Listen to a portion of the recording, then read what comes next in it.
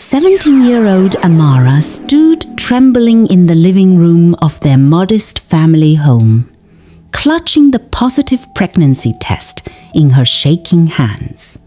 The silence was deafening as her father, Pastor David Okafor, stared at her with eyes full of disgust. "You have brought shame upon this family and upon God's house," he thundered, his voice echoing through their small compound. "How dare you defile yourself and drag our family name through the mud?" Amara's mother, Grace, fell to her knees, tears streaming down her face. "Please, David, she's our only child. She's just a child herself. We can work through this together as a family." "Get up, woman," Pastor David barked. "There is no working through this abomination. She has made her choice." "Papa, please," Amara whispered, her voice barely audible. "I can explain." "Explain what?" "How you threw away everything I taught you. How you've destroyed my reputation as a man of God." His face was red with fury. "I have spent my entire life building respect in this community, and you've destroyed it in one moment of sin." Grace crawled toward her husband on her knees, grabbing at his legs. "David, I'm begging you. She's our daughter, our only daughter. Please, let's sit down and talk about this.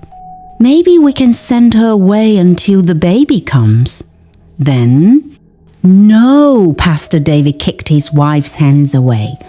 "I will not harbor a prostitute in my house. She wants to live like a sinner. She can live like one." He pointed a trembling finger at the door. "Get out of my house! You are no longer my daughter. You are dead to me." "Papa, I have nowhere to go," Amara cried, falling to her knees beside her mother. "Please, just listen to me. The baby's father..." "I don't want to hear about your lover," he spat. "You're nothing but a disgrace." Grace tried one more time, her voice breaking with desperation. "David, please! She's pregnant! She needs us now more than ever! What would Jesus do?" "Jesus would forgive the repentant," Pastor David roared. "But she stands here trying to make excuses instead of begging for forgiveness." "Get out, both of you! Get out of my sight!" Amara looked at her mother, hoping Grace would choose her daughter over her husband. But Grace, broken and sobbing, couldn't even meet her eyes. With nothing but the clothes on her back, Amara walked out into the cold night, the door slamming behind her with a finality that shattered her heart. For 3 days, Amara slept under the bridge, surviving on scraps from garbage bins. Her belly was starting to show, and the December harmattan wind cut through her thin dress like knives. On the 4th day, a middle-aged woman named Mrs. Aduni found her collapsed by the roadside. "Ah, poor child," Mrs. Aduni said, helping Amara to her feet. "What happened to you? You look like death itself." Amara, too weak to lie, told her everything. Mrs. Aduni clocked her tongue sympathetically. "Come with me, my dear. I have a small room behind my shop. You can stay there until you have the baby." For 2 months, Amara felt like she had found an angel. Mrs. Aduni fed her, gave her clothes, and even let her help in the small provision store. When Amara went into labor, Mrs. Aduni was there, helping deliver a beautiful baby girl. "What will you name her?" Mrs. Aduni asked, holding the baby. "Hope," Amara whispered, tears of joy streaming down her face.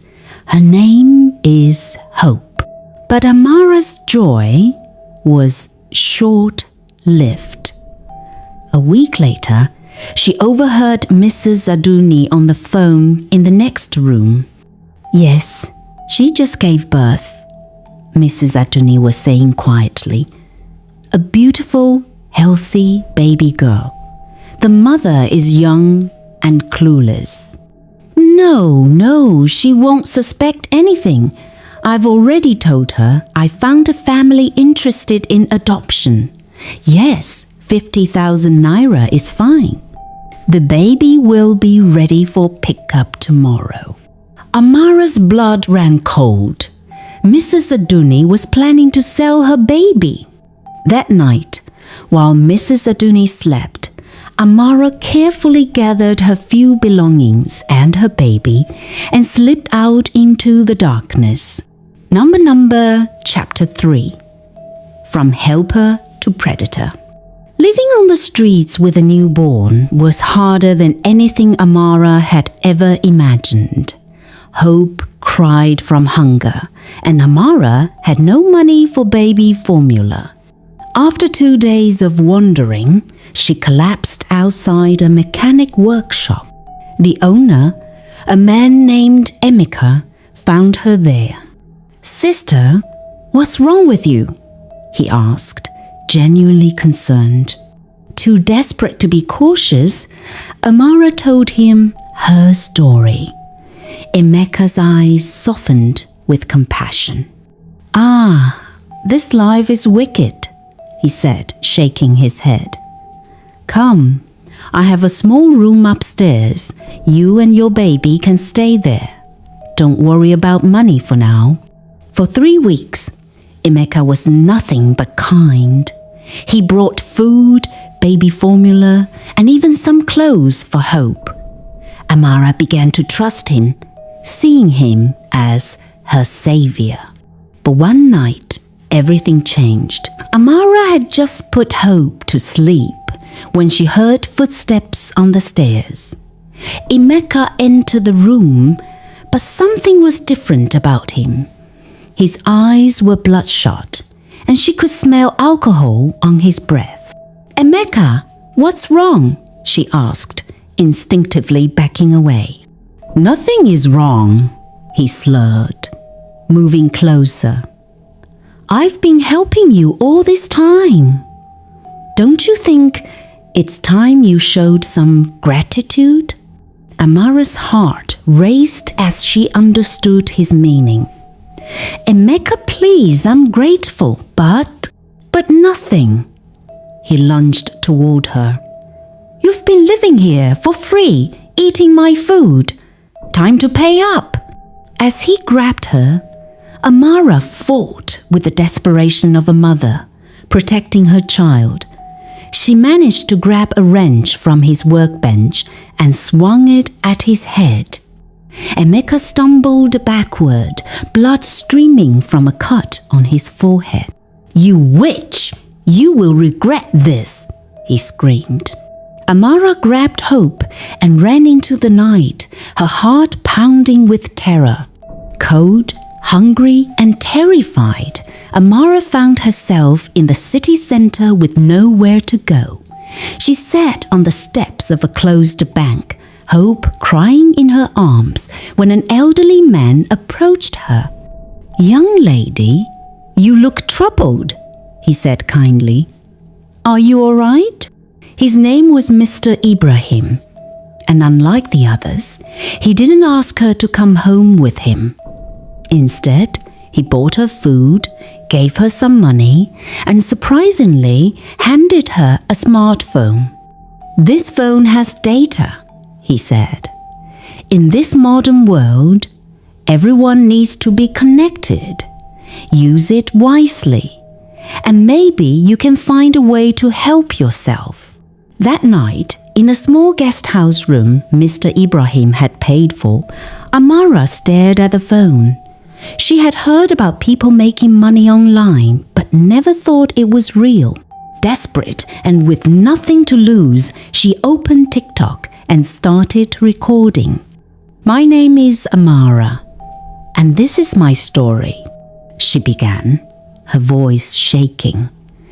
"I'm 18 years old, and this is my daughter, Hope. 4 months ago, my father threw me out of the house because I got pregnant." She told her story with raw honesty, holding Hope in her arms. The pain in her voice, the authenticity of her struggle, and the sight of the innocent baby touched viewers' hearts. Within hours, her video had thousands of views, comments poured in with words of encouragement and support. Some people even sent money through the platform. Amara realized she had found her voice and her way to survival. Over the next 2 years, Amara's TikTok following grew exponentially. Her daily videos showing her struggles and small victories resonated with millions. She talked about single motherhood, resilience, and never giving up on your dreams. The money from her social media presence allowed her to rent a small apartment and buy baking equipment. She had always loved baking, and now she combined her passion with her online presence, showing her followers how to make beautiful cakes. "Good morning, my beautiful family," she would say to her phone camera each morning. "Today, we're going to learn how to make a 3-tier wedding cake. Hope is here to help Mama, aren't you, baby?" 2-year-old Hope would giggle and clap, making the videos even more endearing. Soon, Amara's cakes became famous throughout the city. Orders poured in from all over, and she built a thriving business called Hope's Kitchen. By the time Hope turned 3, Amara had become one of the most successful young entrepreneurs in the city. Her story of rising from homelessness to success had inspired millions, and her cakes were booked months in advance. One day, her friend Kemi called with an exciting opportunity. "Amara, I need you to cater my cousin's wedding. It's a big society wedding and they want the best. I told them about you and they're willing to pay very well." The wedding was at one of the city's most exclusive venues. As Amara supervised the setup of her elaborate cake display, she felt proud of how far she had come. But as the groom's party arrived, Amara's world stopped spinning. Standing there in his expensive suit, laughing with his friends, was Daniel Okonkwo, her father's best friend's son, the man who had gotten her pregnant 4 years ago. Daniel was 28 when he had sweet-talked one 7-year-old Amara at a church youth program, promising to marry her and then disappearing the moment she told him she was pregnant. Amara's hands trembled as she recognized the man who had destroyed her life and was now about to marry someone else. She pulled Kemi aside, her voice shaking with emotion. "Kemi, that man, the groom, he's Hope's father." Kemi's eyes widened in shock. "What, Daniel? Are you sure?" "I'm absolutely sure. He's the one who got me pregnant and abandoned me." Kemi stared at her friend, then at the groom, her face growing pale. "Amara, that's my cousin's fiancé. She's been with him for 2 years. She has no idea." "Your cousin deserves to know the truth," Amara said firmly. She's about to marry a man who abandons pregnant women. As the wedding ceremony was about to begin, Amara made a decision that would change everything. She walked up to Daniel, who was adjusting his tie near the altar. "Hello, Daniel," she said quietly. He turned, and the color drained from his face when he saw her. "Amara? What? What are you doing here?" "I'm the cake designer for your wedding," she said calmly. "Surprise?" Daniel looked around nervously, making sure no one was listening. "Listen, what happened between us was a long time ago. I was young and stupid. I'm different now. Different enough to tell your bride about the daughter you abandoned?" His face went from pale to red. "You can't do this to me. Not today. Please, I'll give you money, anything you want." "I don't want your money, Daniel. I never did. All I wanted was for you to take responsibility. Look, we can discuss this after the wedding. I'll help with the child's expenses." "Her name is Hope," Amara said firmly, "and she doesn't need your help now, but your bride deserves to know who she's marrying." Before Daniel could stop her, Amara walked over to the bride, a beautiful young woman named Chioma, who was getting final touch-ups on her makeup. "Excuse me, Chioma, I need to speak with you. It's urgent."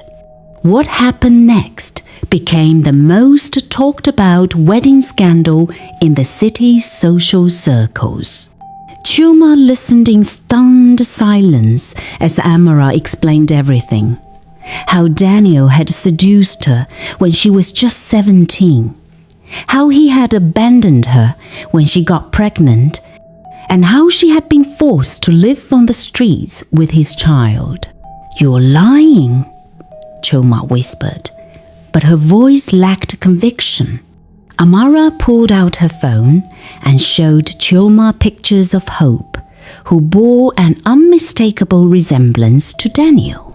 "I have no reason to lie to you," Amara said gently. "I'm successful now. I don't need anything from him. But you deserve to know the truth before you say, 'I do.'" Chioma stared at the photos, then at Amara, then at her wedding dress. Tears began to stream down her face, ruining her carefully applied makeup. "He told me he had never been in a serious relationship before me," she whispered. "I'm sorry," Amara said sincerely. "I truly am. But imagine if you found out after the marriage, maybe after you had children of your own." 20 minutes before the ceremony was supposed to begin, Chioma stood up, still in her wedding dress, and marched toward the altar where Daniel was waiting. The entire congregation watched in shock as she confronted him in front of everyone. "Is it true?" she demanded, her voice echoing through the decorated venue. "Do you have a daughter?" Daniel's face went through several expressions: denial, anger, fear, before settling on defeat. "Chioma, I can explain. Do you have a daughter?" she repeated, louder this time. "Yes," he whispered, and the admission was heard throughout the silent venue. Chioma removed her engagement ring and threw it at his feet. "This wedding is over." She walked out of the venue, leaving Daniel standing at the altar in front of 300 guests, including both their families. The scandal became the talk of the town, and video clips of the confrontation went viral on social media. The wedding scandal, rather than damaging Amara's reputation, made her even more famous. People admired her courage in speaking the truth, and her business exploded with new orders. Major brands began reaching out for partnerships. Television stations invited her for interviews. Her TikTok TikTok following reached millions. Hope's Kitchen expanded into a full catering company with multiple locations. Amara published a cookbook that became a bestseller. She was featured on magazine covers with headlines like "From Homeless to Millionaire, the Amara Success Story." But the most satisfying moment came when she received a letter informing her that she had been selected as Young Entrepreneur of the Year by the National Business Awards. The ceremony was to be held in her hometown, the same place where her father had thrown her out 4 years earlier. Meanwhile, back in her village, Pastor David and Grace were facing their own struggles. The scandal of throwing out their pregnant daughter had followed them everywhere. Church members had lost respect for Pastor David, and many had left the congregation. Their small church was now nearly empty. The offerings barely covered their basic needs. Pastor David, once proud and authoritative, had aged considerably, his hair completely grey from stress. Grace had fallen into a deep depression, crying daily for the daughter she had failed to protect and the granddaughter she had never met. One evening, as they sat in their almost empty church, a neighbor rushed in with a smartphone. Pastor, you need to see this. Your daughter is on the news." On the phone screen was Amara, now 22, elegantly dressed and being interviewed on a major television station about her business success. 4 years ago, I was homeless with a newborn baby, Amara was saying on the screen. Today, I employ over 50 people and my company is worth millions. Sometimes the worst thing that happens to you becomes the best thing that ever happened to you. Pastor David stared at the screen, his hands trembling. That's my Amara? She's famous, Pastor, the neighbor continued excitedly. She's rich and successful. And look at her daughter, your granddaughter. She's so beautiful. Grace broke down sobbing when she saw Hope on the screen. A happy, healthy 4-year-old who looked exactly like Amara had at that age. The next day, another neighbor brought more shocking news. Pastor, there's more to the story. You remember Daniel Okonkwo, Chief Okonkwo's son, the one who almost got married last month but the wedding was cancelled? Pastor David nodded. He had heard about the scandal but hadn't paid much attention. Well, it turns out he was the one who got your daughter pregnant. She revealed it at his wedding. Chief Okonkwo's son is the father of your granddaughter. Pastor David's legs gave out from under him. He collapsed into a chair, the full weight of his mistake crushing down on him. Daniel Okonkwo was his best friend's son, a man he had known since childhood, someone he trusted and respected. If Amara had told him Daniel was the father, he would have believed her. Daniel's family would have been forced to take responsibility. "My God," he whispered. "What have I done?" Grace looked at her husband, with 4 years of suppressed anger finally surfacing. "I told you to listen to her," she screamed. "I begged you to let her explain, but you were too proud, too concerned about what people would think." "She tried to tell me," Pastor David whispered. Remembering that night, she said the baby's father, and I wouldn't let her finish.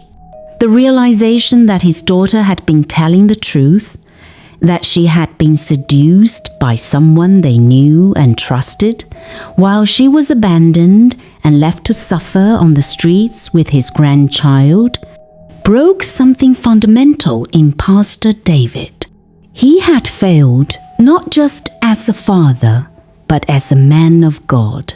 3 months later, Amara returned to her hometown for the National Business Awards ceremony.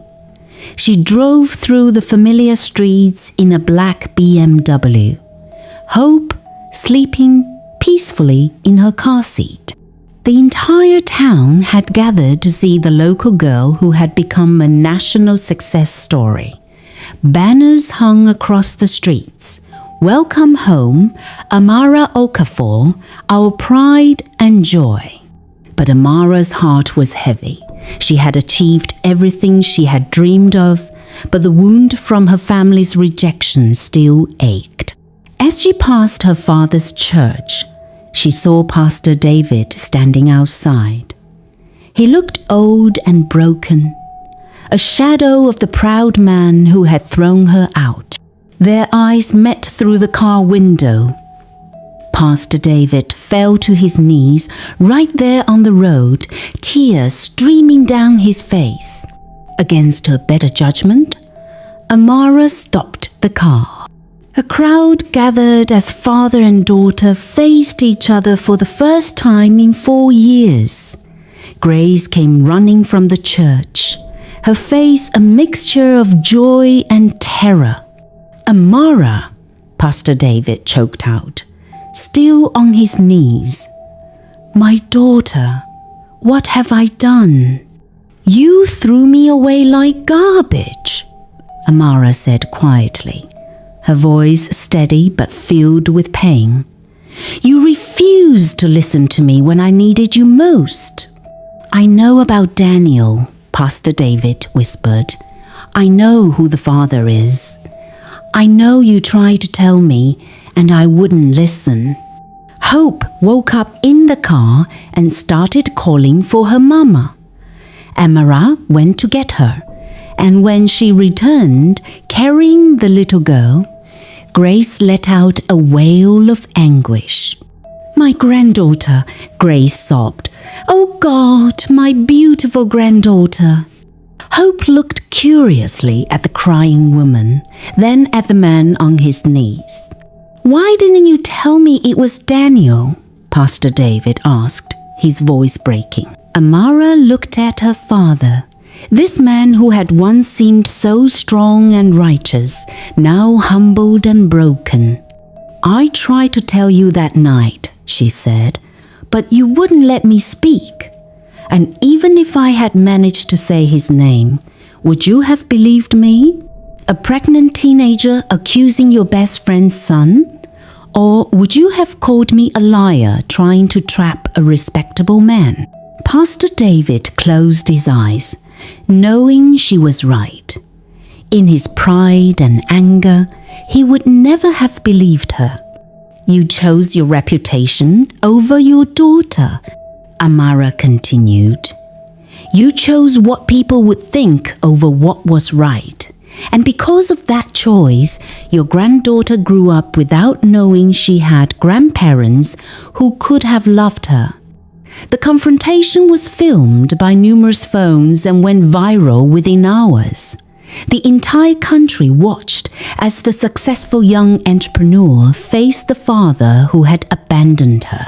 But what happened next surprised everyone, including Amara herself. "I forgive you," she said quietly. Pastor David looked up, confused. "What?" "I said I forgive you, not because you deserve it, and not because it erases what you did, but because carrying this anger has been like carrying a heavy stone in my chest for 4 years. I'm setting it down now." She knelt down to his level, Hope still in her arms. But forgiveness doesn't mean forgetting. And it doesn't mean pretending everything is okay. If you want to be part of Hope's life, you'll have to earn that privilege every single day. Pastor David nodded eagerly, tears streaming down his face. "Anything. I'll do anything." "Hope," Amara said gently to her daughter. "These are your grandparents. They made a mistake, but they want to try to make it right." Hope, with the innocent wisdom of a child, looked at Pastor David's tear-stained face and reached out to touch his cheek. "Why are you crying?" she asked in her sweet 4-year-old voice. "Because I'm sorry, little one," Pastor David whispered. "I'm so sorry." The video of the reconciliation became one of the most watched videos of the year, with millions of people commenting on the power of forgiveness and second chances. Amara used her platform to start a foundation for single mothers, providing them with resources, training, and support. She opened shelters where young women wouldn't have to fear being exploited or harmed. Pastor David stepped down from his position as head pastor and began working at Amara's foundation, dedicating his life to helping young women in crisis. Grace became a doting grandmother, making up for lost time by spoiling Hope with love and attention. As for Daniel, the scandal destroyed his reputation and his family's business relationships. He tried multiple times to approach Amara for a relationship with Hope, but she made it clear that his window of opportunity had closed permanently.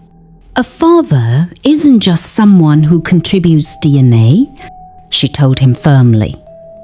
A father is someone who chooses to be present, to love, to support, and to protect. You choose to abandon us when we needed you most. That choice has consequences. 5 years after that first viral TikTok video, Amara stood on the stage of the International Women's Entrepreneurship Summit, addressing thousands of women from around the world. Hope, now 8 years old, sat in the front row with her grandparents, beaming with pride as her mother spoke. "My story began with rejection, abandonment, and despair," Amara said into the microphone. "I was kicked out with nothing, taken advantage of by people I trusted, and forced to fight for survival every single day." The audience was completely silent, hanging on every word. But that story didn't end with my circumstances. It ended with my choices. I chose to keep going when giving up would have been easier. I chose to tell my truth when staying silent would have been safer.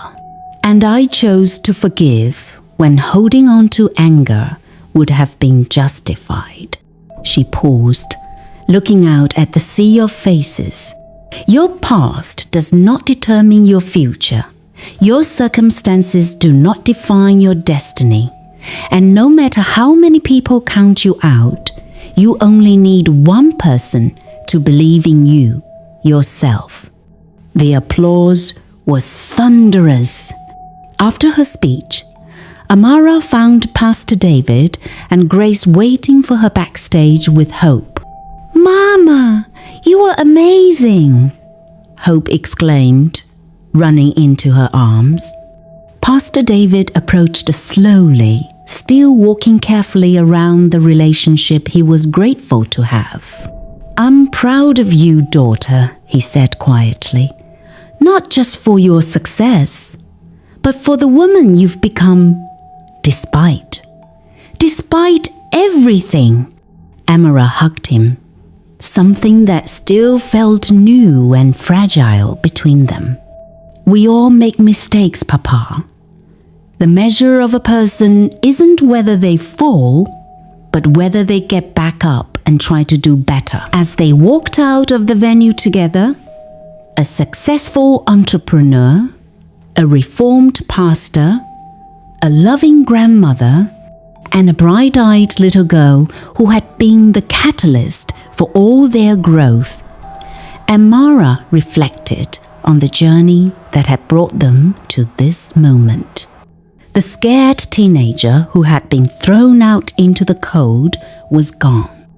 In her place stood a woman who had built an empire, touched millions of lives, and learned that sometimes the most painful experiences can become the foundation for the most beautiful comebacks.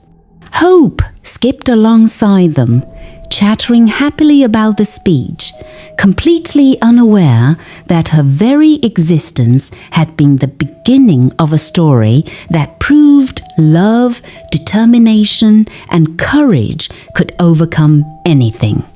And in that moment, Amara knew that no matter what challenges lay ahead, they would face them together, as a family that had been broken, scattered, and rebuilt stronger than ever before. The end. If this story moved you, don't forget to subscribe to our channel for more incredible true life stories. Share this with someone who needs to hear that their current situation is not their final destination.